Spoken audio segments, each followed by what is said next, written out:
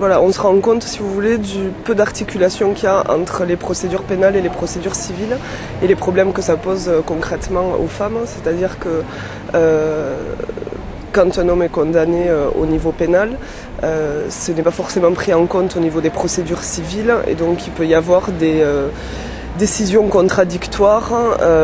On demande que la loi soit changée, c'est-à-dire qu'effectivement qu'il y ait une articulation entre le civil et le pénal et qu'il y ait plus de moyens donnés à la justice pour appliquer les lois qui sont déjà existantes et aussi plus de moyens aux associations, c'est-à-dire qu'il y a des effets d'annonce au moment par exemple du 25 novembre de cette journée sur des mesures prises pour faire avancer cette question et que parallèlement l'État enlève des moyens aux associations qui sont sur le terrain et qui accompagnent les femmes victimes de violences.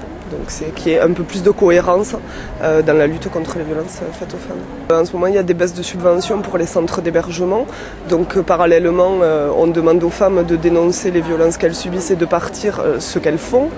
Et on manque de moyens, nous, en tant qu'association, pour pouvoir les accueillir. Voilà. Ça en est un exemple. Après, c'est une baisse des subventions pour les associations qui, sans faire de l'hébergement mais de l'accueil de jour, aussi n'arrivent pas à fonctionner, notamment dans les secteurs ruraux. Voilà, par exemple.